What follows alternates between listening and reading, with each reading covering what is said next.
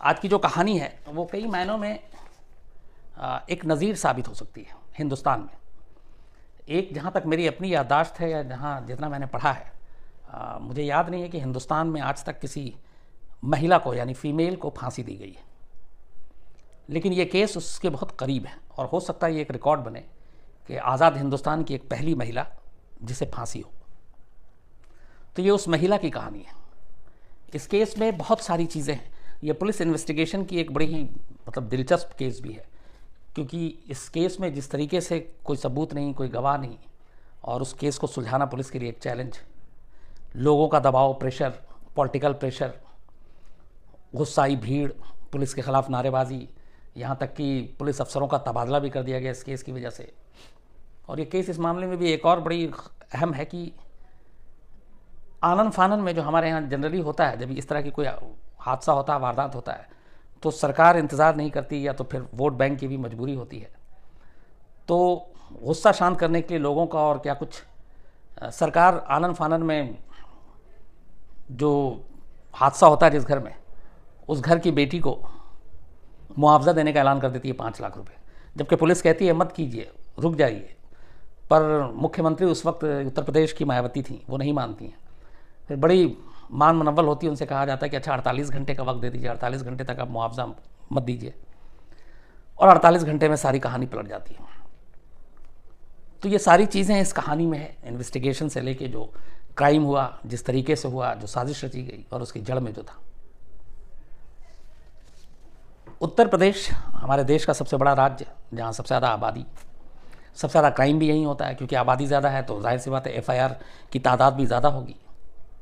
तो उत्तर प्रदेश में एक इलाका है अमरोहा, बहुत ही मशहूर जगह है ये अमरोहा। कमाल अमरोही आपने नाम सुना होगा, जो बहुत ही मशहूर डायरेक्टर, बहुत बड़े डायरेक्टर, वो इसी अमरोहा के रहने वाले। और भी कई नामचीन हस्तियाँ इस अमरोहा से बाहर निकली हैं। तो इसी अमरोहा में एक गांव है बावन खेड़ी, और बावन खेड़ी के इस गांव में एक परिवार रहता था, और उस परिवार की एक बेटी थी जिसका नाम था शबनम। अच्छा खासा अमीर परिवार। शबनम के वालिद स्कूल में टीचर, पढ़े लिखे, और शबनम, उसके 2 भाई, माँ बाप, ये सब साथ रहते थे। शबनम ने डबल MA किया और स्कूल में बाकायदा वो भी टीचर बनी और बच्चों को इंग्लिश पढ़ाती थी। और कॉलेज में जो लोग उसको जानते थे कि कॉलेज में बहुत अच्छी थी, पढ़ने में तेज़ थी। इवन जो उसके साथी कुछ स्टूडेंट थे, उन लोगों की उसने मदद की, कई जो गरीब थे उनके फ़ीस भी भरती थी। तो उसका एक अलग इमेज था शबनम का। तब उम्र होगी 24 साल। फिर कॉलेज छोड़ने के बाद शबनम स्कूल की पढ़ाई में लग गई, बच्चों को पढ़ाने लगी। इसी दौरान उसी बावन खेड़ी गांव के एक लड़के से, जिसका नाम सलीम था, शबनम को प्यार हो जाता है। अब शबनम और सलीम में ज़मीन आसमान का फ़र्क घर वालों की नज़र में। शबनम जो है एक अच्छे घर से, पढ़ी लिखी फैमिली से, अमीर फैमिली से, और सलीम जो है वो 5वीं पास, छोटा मोटा काम करके अपना गुजारा करने वाला, चलाने वाला। तो जब घर वालों को इन दोनों के रिश्ते की जानकारी मिली तो उन्होंने इस पर एतराज़ जताया और शबनम और सलीम की शादी के ख़िलाफ़ उन्होंने अपनी राय दी और इस रिश्ते के भी ख़िलाफ़ हो गए। लेकिन प्यार अंधा होता है। शबनम और सलीम ने पूरे घर वालों की, रिश्तेदारों की, समाज की परवाह नहीं की और अपने रिश्ते को परवान चढ़ाते गए, और ये कोशिश करते रहे कि घर वाले शायद उनके रिश्ते को मान लें और कल को शादी हो जाए, लेकिन ऐसा होता नहीं है। घर वालों ने क्लियर बता दिया था कि ये रिश्ता मंजूर नहीं उन्हें। घर वाले ख़िलाफ़, इधर सलीम और शबनम दोनों मानने को तैयार नहीं। इसी दौरान 14 अप्रैल 2008 की एक रात आती है। ये वो रात है जो न सिर्फ अमरोहा बल्कि बावन खेड़ी गांव के लोग आज करीब 11 साल हो गए, वो भूलते नहीं हैं। न सिर्फ भूलते नहीं हैं बल्कि इन 11 सालों में इस गांव के आसपास जो लोग रहते हैं और इस गांव में जो लोग रहते हैं, यहाँ फिर कभी किसी माँ बाप ने अपनी बेटी का नाम शबनम नहीं रखा इन 11 सालों में, सिर्फ इसे एक रात की कहानी की वजह से। 14 अप्रैल 2008 की रात थी। अचानक एक पड़ोसी जो है वो पुलिस को फ़ोन करता है और कहता है कि उसके सामने जो ठीक घर है उस घर में कई लाशें पड़ी हुई हैं। फ़ोन सुनते ही पुलिस की टीम, वहाँ हसनपुर थाना लगता है, पुलिस की टीम आती है। जब पुलिस की टीम वहाँ पहुँचती है तो उसके भी होश उड़ जाते हैं। घर के अंदर 7 लाशें पड़ी हुई थी। शबनम के माँ की, शबनम के बाप की, शबनम के दोनों भाइयों की, शबनम के एक भाभी की, एक उसकी मौसी की बेटी की, और एक 7 महीने का बच्चा था जो भतीजा था शबनम का, उसकी लाश। सभी के ऊपर चोट के निशान, कुल्हाड़ी से उन्हें मारा गया था। और एक तरफ बैठकर शबनम बेतहाशा रो रही है पागलों की तरह। जाहिर सी बात है कि घर के 7 लोगों की मौत हुई है, तो उस घर की इकलौती जो जिंदा बची लड़की है उसकी हालत क्या होगी। तो हर एक को उसके साथ हमदर्दी थी। पुलिस लाश उठाती है, पोस्टमार्टम के लिए भेजती है। अब हालत ऐसी नहीं थी कि ज़्यादा पूछताछ करें, लेकिन जो शुरुआती मजबूरी थी पुलिस की, तो पूछा। तो शबनम ने बताया कि वो छत पे थी और छत से कुछ लोग आए, कुछ चोर टाइप के, और छत से घर में दाखिल हुए और उन्होंने पूरे घर वाले को मार डाला। और कुल्हाड़ी के निशान भी थे लाशों पे। अब जाहिर सी बात है कि 7-7 लोगों के कत्ल हुआ एक ही फैमिली में, और उस घर की इकलौती चिराग शबनम बचती है, तो पुलिस के लिए शक करने की कोई वजह नहीं होती है। पुलिस बाकी अपना काम शुरू कर देती है। अगला दिन जब होता है, ये बात जब पूरे इलाके में फैलती है, तो हर तरफ गुस्सा और गम दोनों था। लोग सड़कों पर उतर आते हैं, धरना प्रदर्शन होता है कानून के ख़िलाफ़, पुलिस के ख़िलाफ़, सरकार के ख़िलाफ़, कि मतलब इस तरह का एक वारदात इतना बड़ा, एक घर में 4 लोगों को मार देते हैं, 7 लोगों को, तो ये कुछ कैसे। बात लखनऊ तक जाती है। यूपी की मुख्यमंत्री तब मायावती थी। मीडिया में खबर आती है, मायावती खुद पहुंचती हैं गांव, फैमिली से मिलती हैं, और वहीं खड़े होकर फिर वो ये कहती हैं कि 5 लाख रुपए ख़ानदान की इकलौती जो बेटी बची है शबनम, उसको देंगे। और वो अपने सारे हमदर्दी जताने के बाद लखनऊ लौट जाती हैं।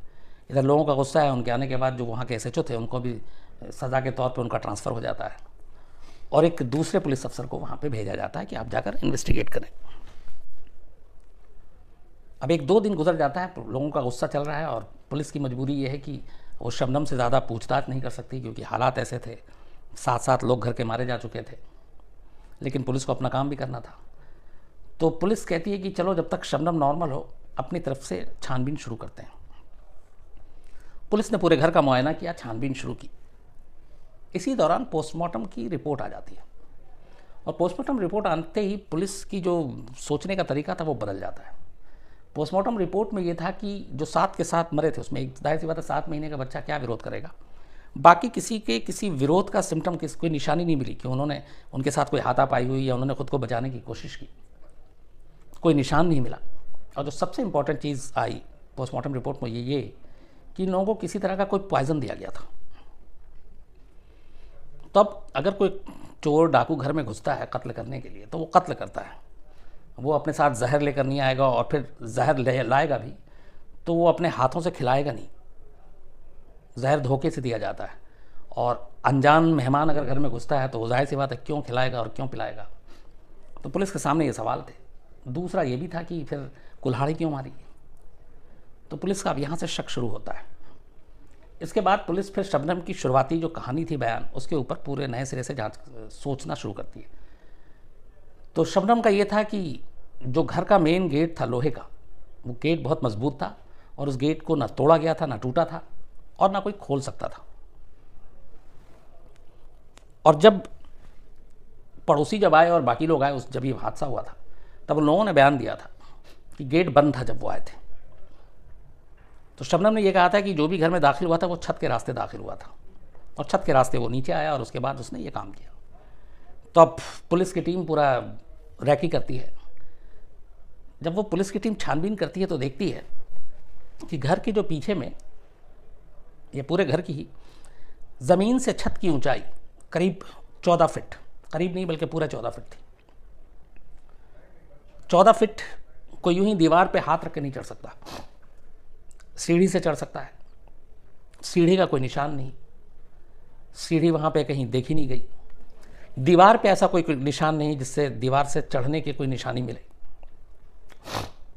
कोई खरोंच, कोई इस तरह की चीज़ें जिसके सहारे आप दीवार पे चढ़ रहे हो, वो भी नहीं था। एक पाइप था सिर्फ, जिससे पानी नीचे की तरफ आता है, बरसाती पानी, और वो जो छत पे जमा होता है, वो पाइप बेहद कमज़ोर, बेहद छोटा, बेहद पतला। उसके सहारे छत पे चढ़ना नामुमकिन। अगर उसके ऊपर एक आदमी 50 केजी का भी उस पाइप को पकड़ के लटक जाए तो पाइप ही नीचे आ जाए। और ये पुलिस ने ये सारी चीज़ें चेक की।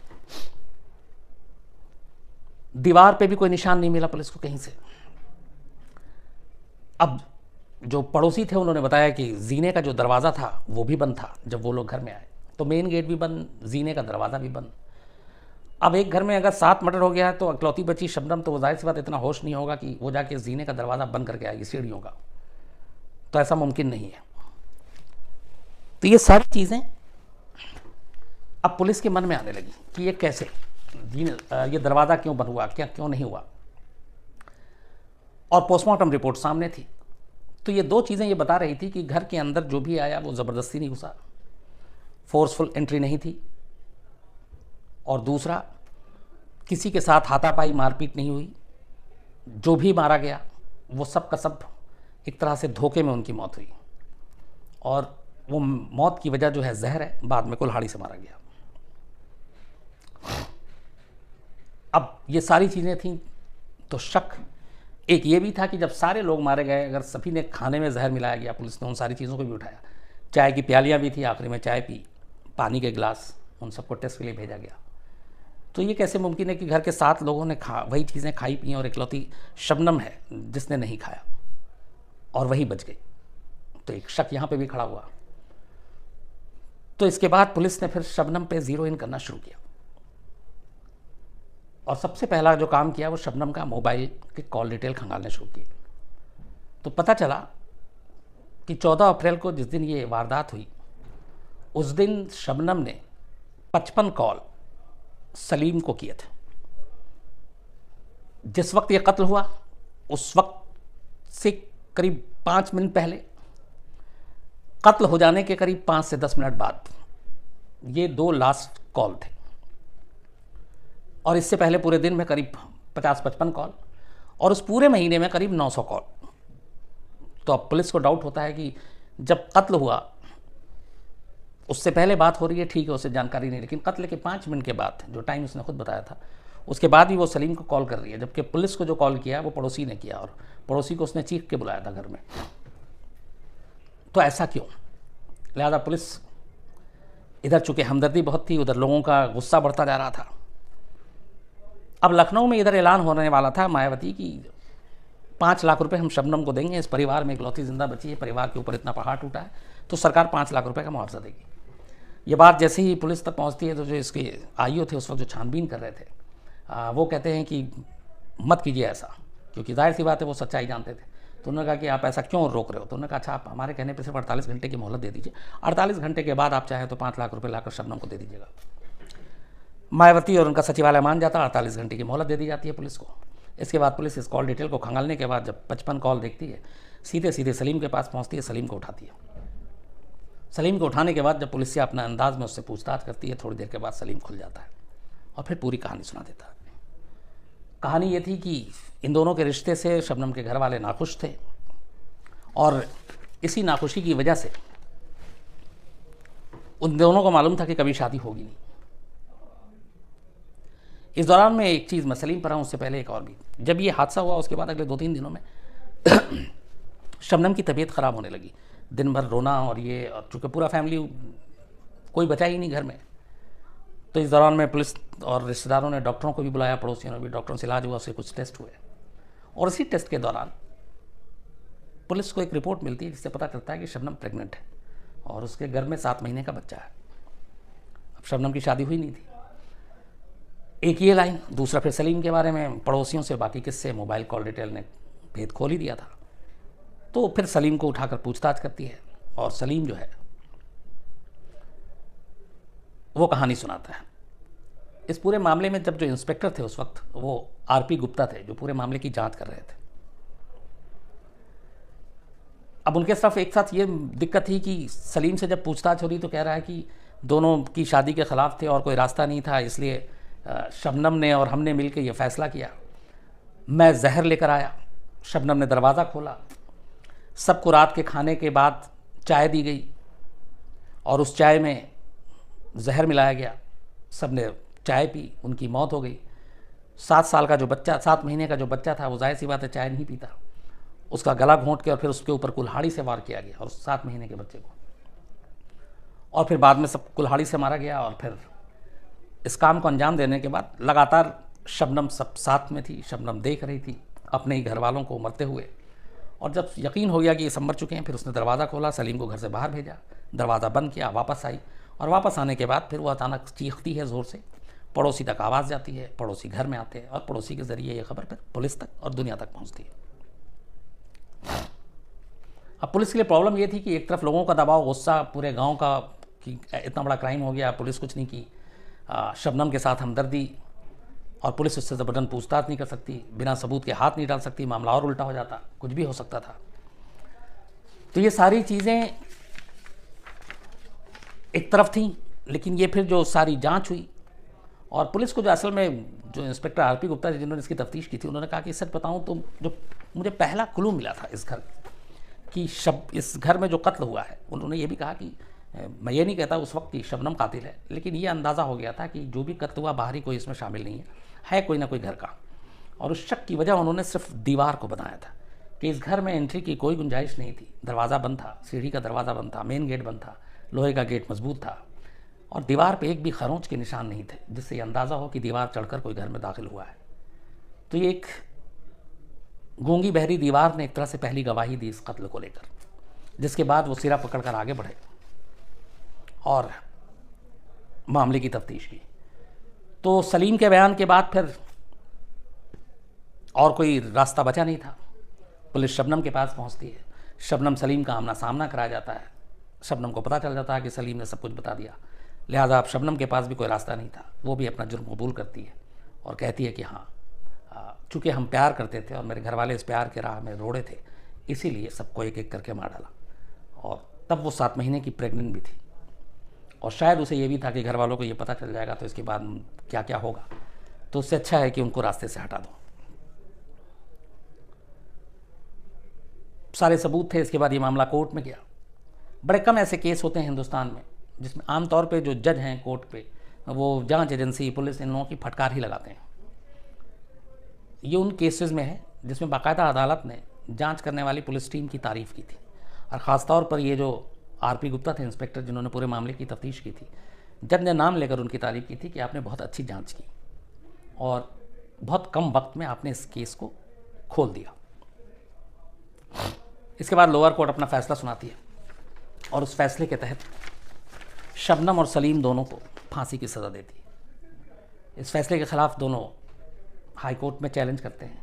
इस दौरान जेल में ही थी शबनम जब वो एक बेटे को जन्म देती है, जो उस वक्त हादसे के वक्त 7 महीने का गर्भ में था, और जेल कानून के हिसाब से चूँकि वो बच्चा पैदा होता है तो वो जेल में ही शबनम के साथ रहता है 7 साल तक। 7 साल के बाद ये होता है कि आप बच्चे को कहीं वहाँ से माँ से अलग कर दिया जाता है, और अगर कोई और है तो वो ले जा सकता है परवरिश करने के लिए। तो 7 साल तक ये बच्चा बिना किसी कसूर के अपनी माँ के साथ जेल में रहता है, जेल में बड़ा होता है। हाई कोर्ट का फिर फैसला आता है। हाई कोर्ट भी लोअर कोर्ट के फैसले को बरकरार रखती है और फांसी की सज़ा को ही वो का ही हुक्म सुनाती है। इसके बाद ये लोग सुप्रीम कोर्ट जाते हैं। इधर शबनम जो है वो मुरादाबाद जेल में बंद, सलीम जो है वो आगरा के जेल में बंद, कानूनी लड़ाई चल रही है। सुप्रीम कोर्ट जाते हैं। सुप्रीम कोर्ट में भी फिर इनकी सज़ा जो है वो कम करने से मना कर देती है अदालत, क्योंकि इसको रेयरेस्ट ऑफ रेयर केस मानती है, और इन दोनों की फांसी की सज़ा को बरकरार रखती है। इसके बाद सुप्रीम कोर्ट बाकायदा मई 2015 में इनके अर्जी को कैंसिल करने के बाद सीधे डेथ वारंट निकाल देती है। डेथ वारंट का मतलब ये होता है कि अब आपको फांसी होगी। डेथ वारंट पहुंचता है एक मुरादाबाद जेल में और एक आगरा जेल में। डेथ वारंट जब मिला तो ये था कि अब तो फांसी देनी है, और लगभग ये फांसी हो जाती। बस उस डेथ वारंट में एक कमी रह गई थी कि फांसी का टाइम और फांसी का डेट, तारीख क्या होगी और कहाँ होगी, ये क्लियर नहीं था। तो ये एक लीगल वो है। तो जो जेलर और बाकी लोग हैं उन्होंने कहा कि इसके बारे में पूछा जाए। इसी बीच में जब ये डेथ वारंट आया और फांसी की सज़ा जब ये बरकरार रही, तो फिर दोनों ने यूपी के गवर्नर और सीधे उसके बाद प्रेसिडेंट ऑफ इंडिया, तब प्रणब मुखर्जी थे, उनके पास रहम की भीख के लिए अर्जी दाखिल की। वहाँ से अर्जी भी खारिज हो गई। तो जो अदालत, तीनों अदालत ने फांसी की सज़ा बरकरार रखी। फिर प्रेसिडेंट ऑफ इंडिया ने भी इनको मर्सी देने से, इनके साथ रहम करने से मना कर दिया और कहा कि नहीं, इनकी सज़ा सिर्फ मौत है। अब उसके बाद ये हुआ कि कभी भी फांसी हो सकती है। लेकिन फिर 15 में ही इन्होंने एक सुप्रीम कोर्ट में रिव्यू पिटीशन दाखिल कर दी, सुप्रीम कोर्ट के इस फैसले पर कि उनके साथ जो फांसी की सज़ा दी है उसको ध्यान दें। और उस रिव्यू पिटीशन में ग्राउंड ये बनाया गया कि चूँकि मेरा एक बच्चा है जिसकी उम्र 10 से 11 साल हो गई है, वो बच्चा मेरे बिना अनाथ हो जाएगा और उसे माँ की ज़रूरत है, तो ह्यूमन ग्राउंड पे मेरी फांसी की सज़ा को आप उम्र कैद में बदल दें। वो रिव्यू पिटीशन सुप्रीम कोर्ट में गया है और जो मेरे पास खबर है वो यही है कि शायद या तो इसी मंथ, अगले कुछ दिनों में इस रिव्यू पिटीशन पे फैसला आने वाला है, और अगर इस मंथ नहीं आया तो फरवरी में बिल्कुल आ जाएगा। और यह आखिरी होप है क्योंकि प्रेसिडेंट ऑफ इंडिया ऑलरेडी इसको रिजेक्ट कर चुके हैं, मर्सी पिटीशन। तो अब कुल मिलाकर ये है कि या तो इस महीने या अगले महीने ये फैसला हो जाएगा। और जो अभी तक की सारी चीज़ें हैं उसमें यह है कि शायद रहम ना हो और शायद सज़ा कम ना हो। अगर ऐसा होता है तो शबनम हिंदुस्तान की पहली लेडी होगी, पहली फीमेल होगी, पहली महिला होगी जो फांसी के तख्ते तक जाएगी। इससे पहले हिंदुस्तान में आज तक किसी महिला को फांसी नहीं दी गई। तो ये तो पूरी कहानी इसकी है। दूसरा इसमें एक और भी है कि शबनम जब कॉलेज में थी तब एक दोस्त था उसका, सैफ़ी, उसने उसकी मदद की थी, उसके फ़ीस भी जमा किए थे और वो उसे बहन की तरह मानता था।